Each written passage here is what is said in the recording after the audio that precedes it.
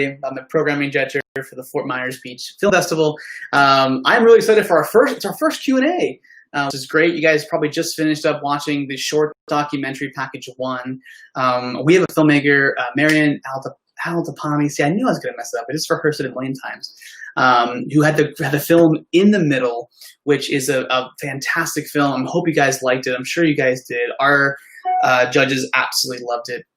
She's calling in. It's 1:30 in the morning where she's at right now. So we have to thank her for staying up and hanging with us. But let's bring her on. Let's welcome her. All right. Hi. Hi, Kyle. How you doing? First off, thank you so much for calling. I know it's so early on in the morning there, so I appreciate you staying awake and hanging out with us. That's fantastic. So first off, absolutely fantastic short documentary. Our judging team here absolutely loved it. Congratulations on the nomination. Miriam's film is nominated for Best Short Documentary. Thank you so much for that. So I have a ton of questions to start off with. Like, tell us a little bit about yourself. How'd you get into filmmaking? Tell us a little bit more. Thank you so much for having me, and I'm happy to stay awake. I'm awake anyway, so I'm sorry for my appearance and being in a pajama look. Yeah, we understand. It's 1:30 in the morning. We understand it. Yeah, so a little bit about me. I'm Yemeni Russian, currently in Qatar, completing my master's. And in the middle is kind of me trying to tell stories that are not seen in the mainstream media, because unfortunately, if anyone hears anything about Yemen, it's within that dark box of poverty, cholera, and famine, but it doesn't humanize us within anything else than that. So the world is kind of immune to that war porn in a way. And if people scroll past it, I completely understand, because of so much misery already existing.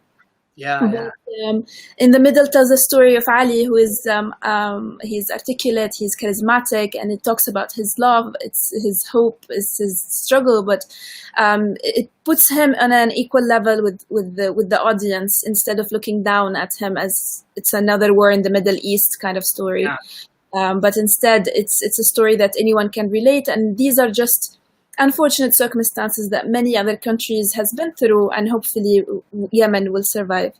Yeah. So the first question I would have is, like, was there any security levels that you had? If you have some footage in there that could be, right, a breach of security, did you have to go through like an approval process, or was it like, how challenging was it to really complete this documentary, if it was at all? It was extremely challenging, extremely. Like, I can't tell you the obstacles that I and the team we faced together, but I was lucky enough to have two things. I was a student and I'm a female, so these two things work. People trust me more and allow me to get access to places where males are not able to do so, at least in Yemen. Especially filming his mom, because it's a very conservative country.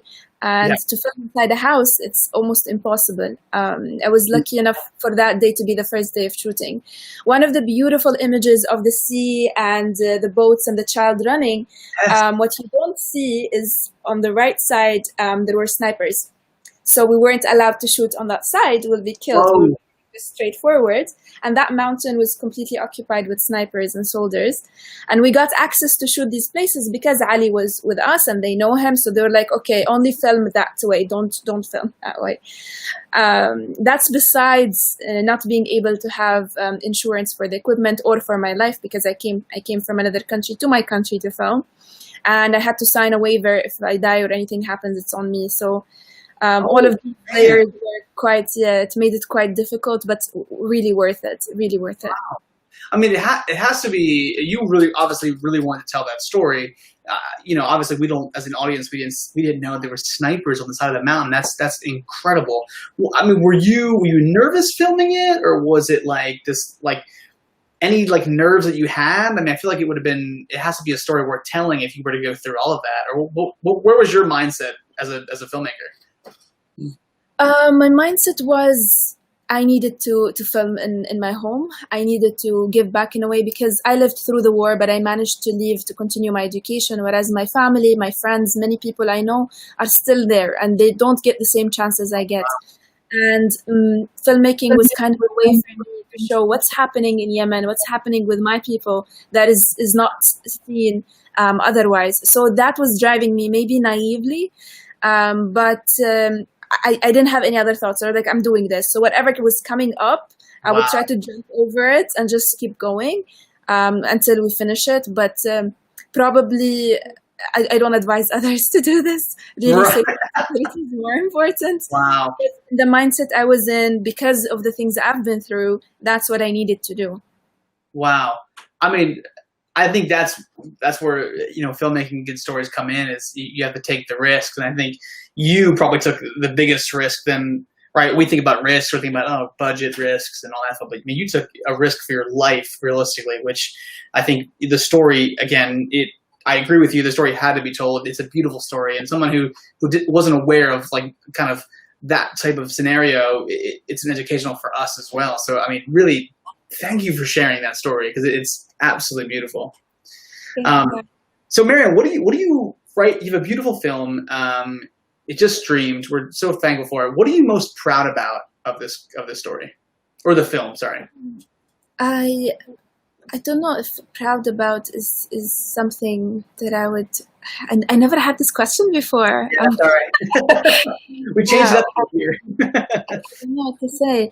Probably the ability to gain trust, to be trusted enough to tell the story, to be trusted enough by Ali, whom I didn't know before, but I got to be a friend now and just check up on him from time to time, and his family and the neighborhood he's in. I think that is, I'm honored by it more than proud. I'm very honored and grateful. Wow, so you haven't heard that question, but I've never heard that answer before. So that's fantastic. So are you still in touch with him? Yes. From time to time, yes. Oh, that's amazing. Has he seen the film? Yes, he's seen it several times. I wished I was able to go back again, like have a screening for him, but with COVID, things just, took another turn. But he saw it, his whole neighborhood saw it, his little siblings saw it, and they loved it. They loved it. I'm so happy.